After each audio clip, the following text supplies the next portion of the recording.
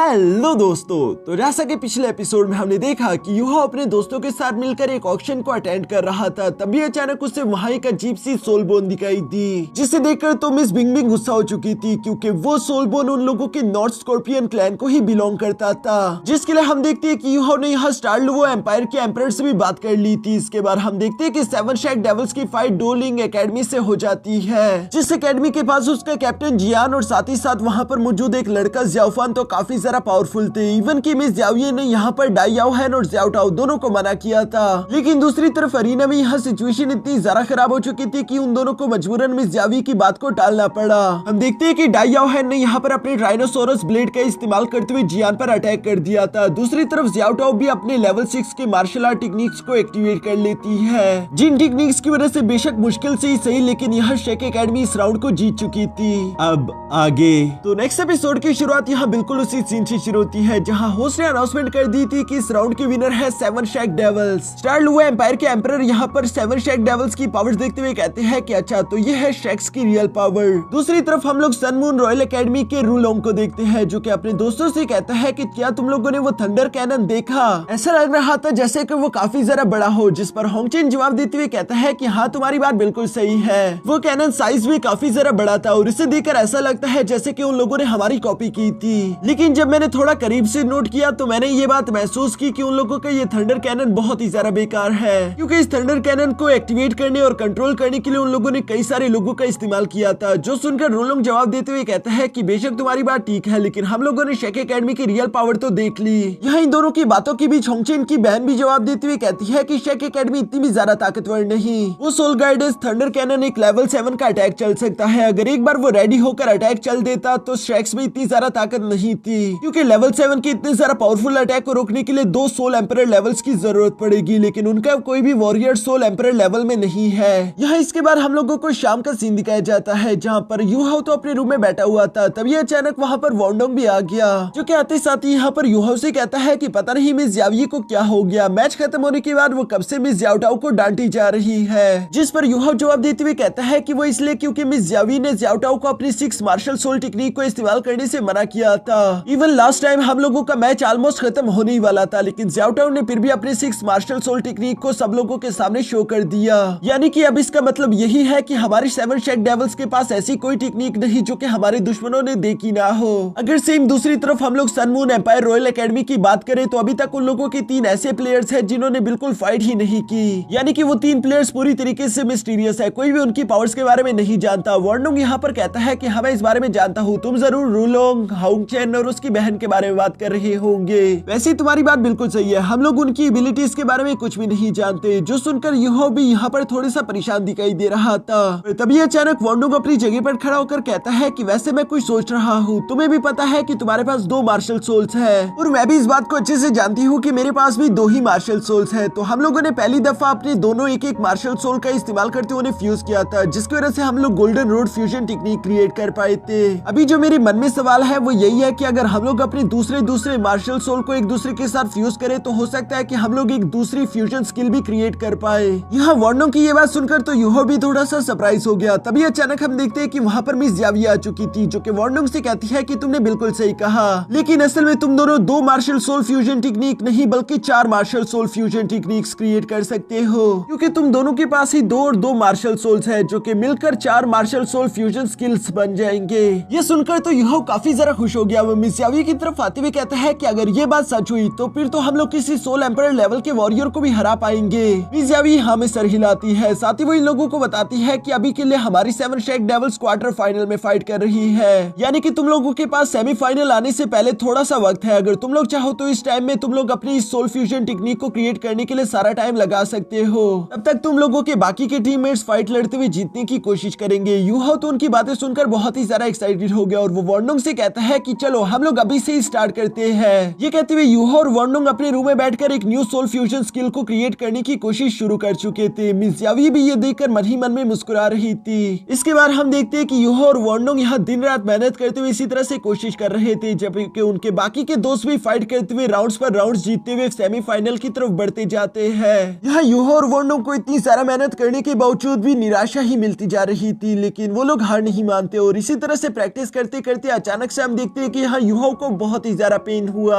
वो अचानक ही दर्द से चिल्लाते हुए फौरन अपना सर पकड़ लेता है। दूसरी तरफ सीन शिफ्ट होकर यहाँ प्रिंसेस ज्यूमी पर आ गया, जिनके पास उनकी एक सर्वेंट एक अजीब तरह का आर्टिफैक्ट ले आई थी और वो यहाँ पर मिस ज्यूमी को बताती है कि आपने ये आर्टिफैक्ट मंगवाया था ना, जिसे हमने ऑक्शन हाउस में काफी मुश्किलों से ढूंढा। मिस ज्यूमी तो इस आर्टिफैक्ट को देखकर खुश होते हुए कहती है कि अब हमारे स्टार लूवो नेशनल एकेडमी को कोई नहीं हरा पाएगा, हमारी जीत पक्की है। ये कहते हुए वो मुस्कुरा रही थी जब किसी के साथ सीन शिफ्ट होकर वापस से युहाओ पर आ गया, जो कि बेहोशी की हालत में पड़ा हुआ था। तभी वार्नोंग उसे होश में ले आता है, जहाँ युहाओ के होश में आते साथ ही वार्नोंग खुश होते हुए उससे कह रहा था कि हम दोनों ने कर दिखाया, हम दोनों कामयाब हुए। युहाओ को तो कुछ भी समझ नहीं आ रहा था कि आखिर वार्नोंग क्या कह रहा है। जैसे उसने अपनी आंखें खोलकर चारों तरफ देखते हुए अपने रूम का हशर देखा, वो भी समझ गया क्योंकि इन लोगों की रूम की हालत तो बदतर से बदतर हो चुकी थी। तभी अचानक वहाँ पर मिस जावी भी आ जाती है, जिसे देखकर वार्नोंग और युहाओ तो घबरा चुके थे कि अब वो हमें डांटेगी, लेकिन मिस जावी यहाँ पर इन लोगों को डांटती नहीं, बल्कि वो खुश होते हुए यहाँ इन दोनों से कहती है कि चलो इकट्ठा हो जाओ, टीम मीटिंग होने वाली है। ये सुनकर युहाओ और वार्नोंग में मिस जावी के पीछे रवाना हो गए। अब इसके बाद हम लोगों को यहाँ पर मीटिंग का सीन दिखाया जाता है, जहाँ पर मिस जावी बताती है कि टोटल 4 एकेडमीज है जो कि सेमीफाइनल तक खुद को पहुंचा पाई। उन 4 एकेडमीज में से सबसे पहले है सन मून रॉयल एकेडमी, जो कि लगातार ऐसे मैचेस जीतते हुए सेमीफाइनल में आई जैसे कि उसे कोई भी मुश्किल नहीं हो रही हो।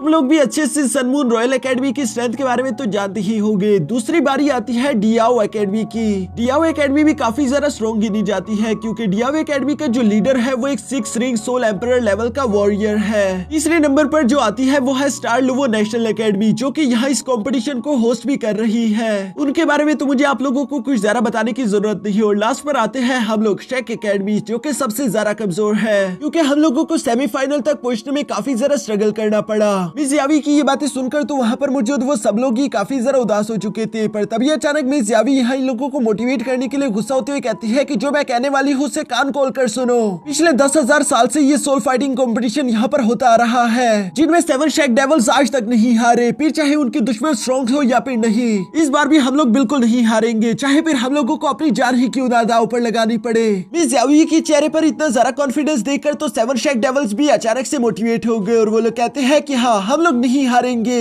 इसके बाद आखिरकार हम लोगों को यहाँ पर सेमीफाइनल राउंड वाला दिन दिखाया जाता है, जहाँ सब लोग इस सेमीफाइनल मैच देखने के लिए बहुत ही ज्यादा एक्साइटेड थे। स्टार लूवो एम्पायर का एम्परर भी यहाँ पर इन सब लोगों के सामने कहता है कि हम लोगों ने इस कंपटीशन को अच्छे से होस्ट करवाया। अब तक तो सब कुछ बिल्कुल सही चल रहा था, लेकिन आगे भी सेफ्टी मेंटेन करने के लिए हम लोगों ने यहाँ पर इंपीरियल प्रोटेक्टर डूलो हुआंग जिंगजू को बुलवाया है, जो कि आगे से इस कंपटीशन के रेफरी होंगे, ताकि हर एक चीज अच्छे से चल पाए। यहाँ मास्टर हुआंग जिंगजू को देखकर तो वहाँ पर कुछ लोग शॉक हो गए, क्योंकि वो जानते थे कि मास्टर जिंगजू कितने ज्यादा पावरफुल है। दूसरी तरफ मास्टर जिंगजू होस्ट बनते हुए कहते हैं कि चलो वो 4 एकेडमीज जो कि यहाँ पर सेमीफाइनल तक पहुंच चुकी है, मैं चाहता हूँ कि आप सब उन लोगों के लिए तालियां मचाओ और वो सब लोग यहाँ स्टेज पर आ जाए। मास्टर जिंगजू की बात सुनकर तो सब लोग ऐसा ही करते हैं और बारी बारी करके हर एक एकेडमी ने स्टेज की तरफ आना शुरू कर दिया था। और जैसे ही वहाँ पर स्टार लूवो नेशनल एकेडमी स्टेज की तरफ आने की कोशिश करती है, ऑडियंस तो पूरी तरीके से पागल हो चुकी थी, क्योंकि ये ऑडियंस भी तो स्टार लूवो एम्पायर की है। ब्रदर जोसेंजी तो ये देखकर जेलस होते हुए कहता है कि यार ये कंपटीशन अगली बार हम लोग अपने घर में करवाएंगे।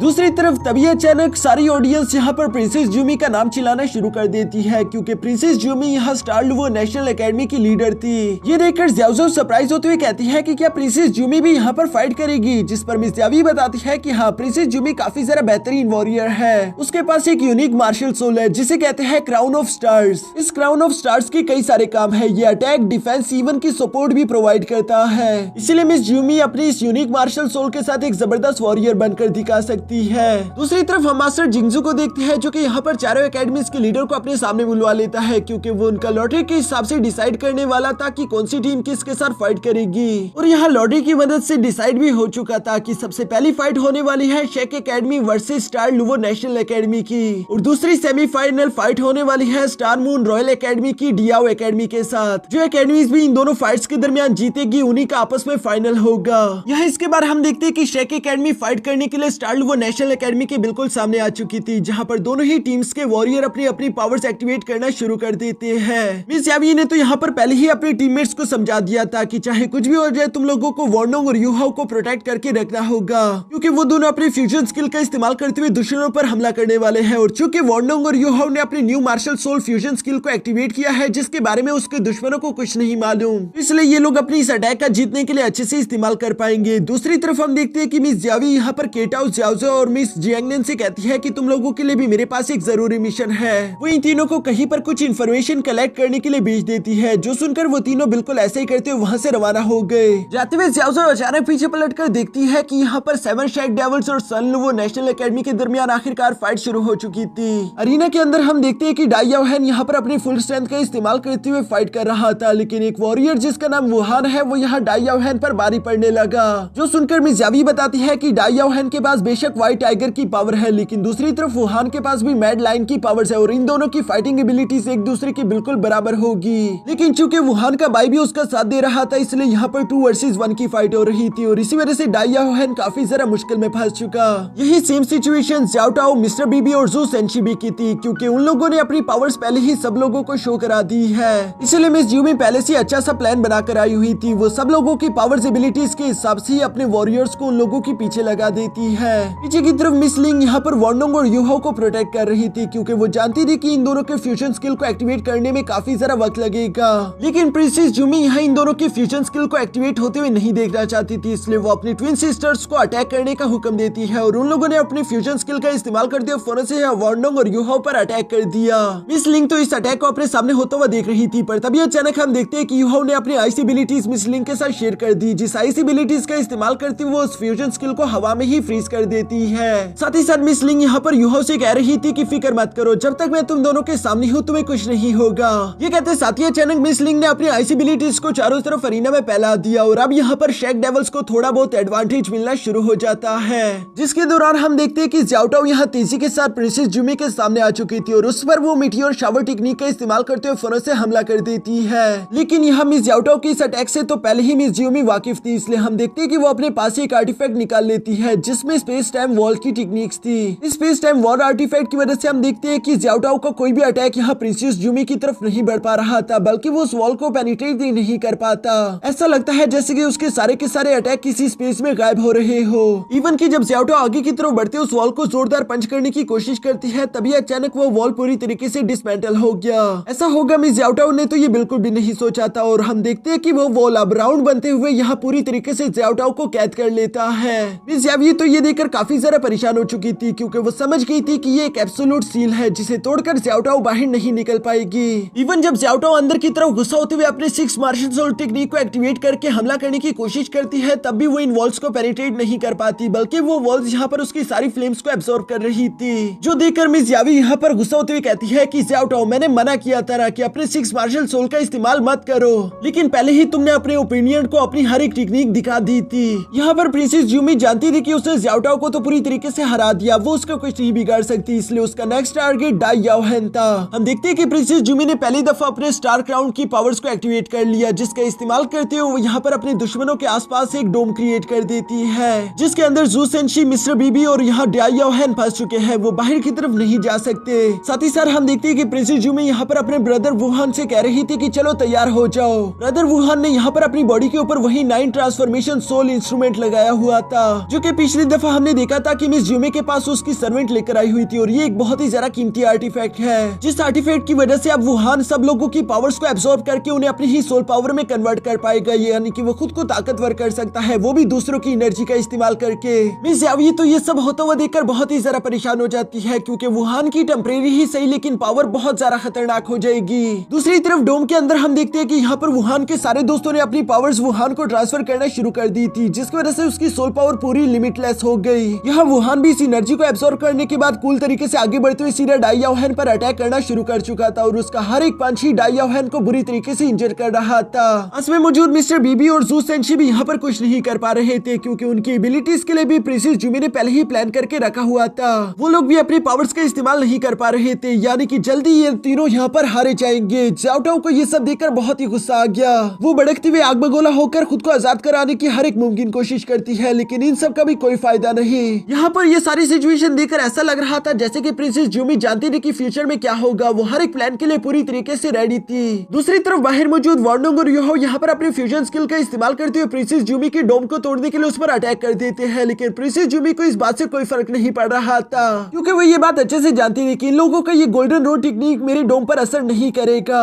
प्रिंसेस यूमी यहाँ पर वॉर्डोंग और यूहो से कहती है कि तुम दोनों बिला वजह ही मेहनत कर रही हो, मेरे इस डोम को तोड़ने के लिए तुम दोनों का ही लेवल 58 होना चाहिए था, लेकिन ऐसा कुछ नहीं होने वाला। ये कहते हुए वो वहीं पर मुस्कुरा रही थी और उसकी ये बात बिल्कुल सच थी क्योंकि गोल्डन रोड टेक्निक का यहाँ उस डोम पर कोई असर नहीं हुआ। बाहर मौजूद ऑडियंस ये देखकर हैरान होते हुए कह रही थी कि क्या यहाँ पर शेक एकेडमी का खेल खत्म हो गया, वो लोग यहाँ पर क्या हार चुके हैं। इवन की मिस यूबी भी यहाँ पर वॉन्डोंग और यूहो से कह रही थी कि तुम दोनों का फ्यूजन स्किल खत्म हो गया, पर तभी अचानक वॉन्डोंग और यूहो जवाब देते हुए कहते हैं कि नहीं, फ्यूजन स्किल की तो ये सिर्फ अभी शुरुआत है। ये कहते साथ ही अचानक यूहो और वॉन्डोंग अपने न्यू मार्शल सोल फ्यूजन को एक्टिवेट करना शुरू कर देते हैं, जिसके लिए हम देखते हैं कि वॉन्डोंग अपने होंगटियान हैमर को बाहर निकाल चुका था। दूसरी तरफ यूहो भी यहाँ पर अपनी आइस जेट स्कॉर्पियन एम्प्रेस को उसके होंगटियान हैमर के साथ फ्यूज करवा देता है। इन दोनों की इस मार्शल सोल फ्यूजन की वजह से एक न्यू कोल्ड हैमर क्रिएट हो गया था, जो कि दिखने में काफी ज्यादा पावरफुल और खतरनाक दिखता है। इस new emperor hammer fusion technique की वजह से हम देखते हैं कि वो काफी कूल तरीके से फौरन अपने सामने मौजूद उस डोम पर हमला कर देते हैं, जो देखकर तो एम्परर और इवन की मिस यावी भी सरप्राइज रह गई थी। चारों तरफ अरीना में काफी ज्यादा एनर्जी फ्लैक्चुएट कर रही थी, जबकि ऑडियंस भी बहुत ही बेचैन होते हुए यही सोच रही थी कि आखिर कौन सा अटैक जीतेगा।